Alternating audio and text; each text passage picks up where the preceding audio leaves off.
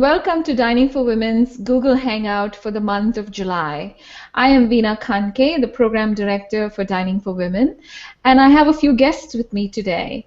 First, we have Catherine Hefner, who is the Web Content Manager for Dining for Women. Hi, Catherine. Hi. And we have two representatives from Muditar today. We have Trisha Karfin and Amy Huttenstein. Hi. Hi, Muditar. How are you? Nice to be here. Thank you. Muditar was started in 2006 as a sustainable community development program in the state of Shan in Myanmar. So Trisha and Amy, why don't you go ahead and tell us more about the program? Thank you very much, Veena and Catherine. It's really a privilege for us to be representing Muditar here today. I know the staff would love to be the ones doing it, but the internet connection to Myanmar would not allow that, nor the fact that it's the middle of the night. So we have a deep appreciation to Dining for Women and all of the chapters for funding an empowering program for maternal and infant health. It truly does safeguard the mothers and children in the villages in Myanmar, and it's a great privilege to be speaking about it today. Myanmar is between Thailand and India in Southeast Asia. Until 2010, it had one of the most repressive military regimes running the country in a way that did not look after its people at all. The people in the remote villages are uneducated and very poor. There's little prospect for their life to change. The government runs the healthcare and education programs in a very stingy way. 1% of GDP goes to education, $28 a day goes into the health care. The people survive through agriculture, and as you see in the slide, they have no modern tools or technology. All of the household work in the villages it requires labor, and the women labor from dawn to dusk, hauling firewood, water, and tending the fields. So Muditar was established in 2006. It works primarily in an area of Shan State in Myanmar dealing with the minority ethnic group, the Pa'o. Our staff in Myanmar, many of them were raised in the kind of villages you just saw in the pictures, and are Pa'o ethnic people. The program that is evolved by Muditar is a sustainable and comprehensive development approach, working through the lenses of education, healthcare, leadership, income generation, and infrastructure. As a total approach, it creates opportunities for people to develop leadership. The income generation increases both individual household income, but also provides, through a community loan fund, development funds for the sustainable aspect of the program. The income generated keeps programs going. There's scholarships for education, and one of the programs in healthcare we're going to talk about in more detail is being funded by Dining for Women. Motherhood in these villages of Myanmar is not easy. It's a dangerous thing, actually. There is no prenatal care. There's very limited access to trained healthcare workers. Even if a woman senses she needs medical care, for the most part, they're afraid to go to the local hospitals for the way they're treated by the medical workers. Unskilled birth attendants handle routine deliveries, but anything that's complicated, they do not have the knowledge to handle. The women themselves have little access to contraception. They don't know how to space their births, and if they are using it, they're usually using it improperly. 1 out of 12 women will die in a childbirth-related complication, and one child under 5 years of age will die, or one child will die before it reaches 5 years of age. That was a preventable death. The Safeguarding Maternal and Infant Health Program that Dining for Women is funding has been proven. It's been run once before by Muditar. In this funding, there are going to be 12 villages that this grant serves. There will be 5 women chosen in each village who will attend a comprehensive training. They The training will provide both the information and understanding of the different health topics, as well as train them to be able to facilitate groups, use a picture book as a training model, and be leaders in their community. The women will return from this training and work with small groups, 5 or 6 women at a time in their village, in the fields, in their homes, taking them through a training in which they learn safe motherhood behaviors, how to prepare for a pregnancy, how to take care of themselves when they're pregnant, hygiene, nutrition. They'll learn how to space their pregnancies so they're not having one child after another. 5 children in a short time is a common scenario. They set up and prepare for a safe delivery.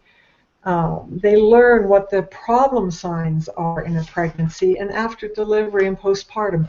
And not only do they learn that for themselves, but as a group, the women understand it, and they also communicate with their families so that there is a support structure for them should something start to go wrong. There's also post-delivery care for the mother and the infant that they would learn in this session. As a result, the women will be motivated to get their prenatal care, and they will be supported to develop a birth plan. A birth plan in these villages includes knowing that there's transportation should they need it to get the couple of hours to the local hospital, knowing that there's some money set aside to cover that contingency, knowing that there's people they can call on when they go into labor if other family members aren't at home. They know the warning signs for any complication. Instead of going back to the field when they're hemorrhaging, they'll know they need to do something. Contraception will be affordable. In fact, it'll be provided right there in the village. And they will receive prenatal and children vitamins for themselves and their baby.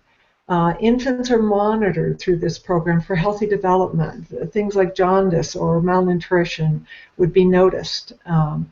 And perhaps most important, they have a network. The conversation, the discussion opens women up to rely on each other, to talk about their concerns, to say if something's happening that they would have kept to themselves before. It's a very powerful network that gets built through the trainings. This is an individual story of a village health educator, just to give you a scenario. Nangmangu is 38 years old. She's a mother of 2 children. She supports them on her own, both growing cheroot leaves around her home, and then because she doesn't have her own fields, working as a day laborer. She's on her own because her husband left to work in Thailand, which is a common scenario, promising to send money back, but the money doesn't come back. As a single woman, impoverished, she had little stature in her village, but she was eager to take this training, and the other women knew she'd do a good job. In the training, she was the first to speak up, ask a question, and in this photo you see her, she's the first to demonstrate how to use a condom. Her sense of self and her leadership has grown exponentially. We're very proud of her. And she's proud of herself. This quote, "I'm proud to be a village health educator and feel ready to share my knowledge about safe motherhood," in this photo with the other people from her village who were trained. So thank you very much for your attention. And Veena, I think you have some questions for us. Here's my first question for you. Can you tell us a little bit more about who the typical mother is and who the typical village health educator is? I mean, who are they? The women in our villages typically get married at a young age, around 17, and within the first 7 years of their marriage, they've had 5 pregnancies. They spend their days working out in the fields, either in ones that they own themselves or as day laborers. And the village health educators are these women. They're selected by their peers, so they're often young moms who are friendly with many people in the village and who are comfortable speaking to all of them. And they're the ones that attend the training. Oh, okay.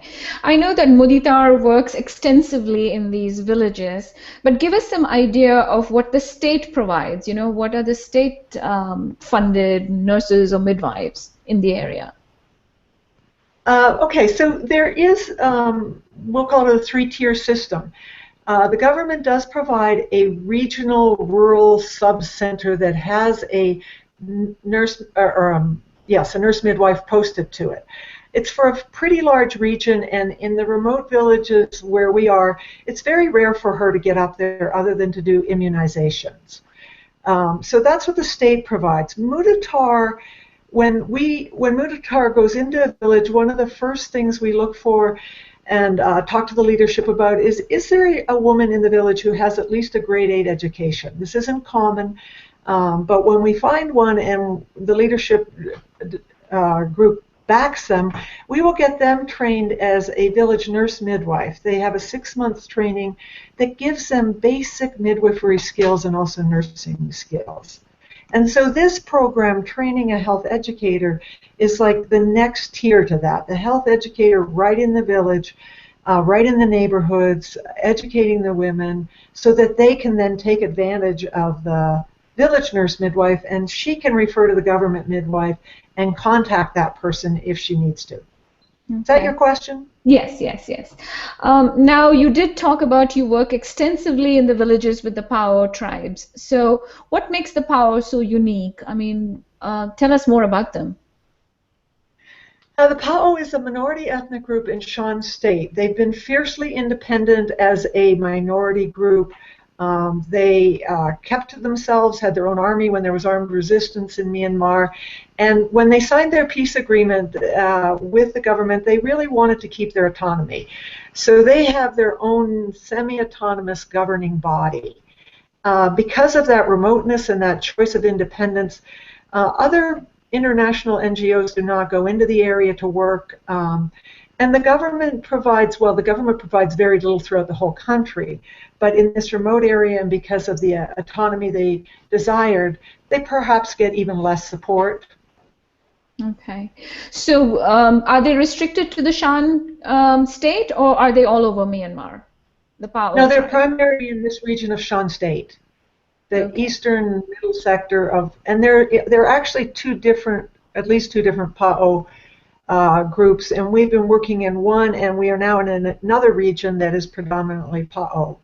They're very beautiful, generous, graceful people, and have made us feel very welcome, from the very beginning. As I said, 5 of our staff, I don't know if I said number, but 5 of our staff are actually Pao people who want to dedicate and serve their own tribe. Mm-hmm. Oh, that was very evident in your DVD video. We did meet with a lot of them. So, yes, so thank you for that. I hope everybody watches it. Yes, they do, in addition to the Google Hangout. So this is my last overarching big question for you. I know Muditar does a lot more than in addition to the Safe Motherhood program. So go ahead and tell us what it is that Muditar does in addition to Safe Motherhood. Sure. You're right. We do have a really comprehensive model that works on all aspects in the villager's life to help lift them out of poverty. We look at education, and that is providing scholarships to the children to go to further the education in middle school and high school and even university. As we mentioned, we have a comprehensive healthcare program for focusing on women's health. And then we really do a lot of work in leadership development because we believe that a way to lift them out of poverty is they have to have strong leaders and have an inclusive process that brings everybody into the to discussion to talk about what they want to do in their village. We also have infrastructure projects, building schools, and providing clean water systems, which is needed in almost every single one village we have. They'll have water, but it's often a scummy, yucky pond, and we build water taps and systems to help bring it into the villages for them. And then we also focus finally on income generation. And so, most of them are farmers. We look at alternatives to farming different crops that can perhaps bring them more money. And then we start business loan funds with each village and a community development fund. And they use that money to support small businesses in their village. And then the interest from that goes back to support their community development projects. And it is a comprehensive model. We partner with each village for 6 years, and then they graduate and they're on their own, and we check in with them to make sure things are going well. How wonderful! And thank you. And thank you so much to Dining for Women for their support of the Muditar Safeguarding Maternal Health program. We're really, really appreciative, and it's going to make a huge difference in the lives of these women and children. Indeed, a big difference. Thank you so, so much. You are absolutely welcome. Our best wishes for a very, very successful program. And thank you, everybody, for joining Dining for Women on this Google Hangout. We will see you again next month. Bye-bye.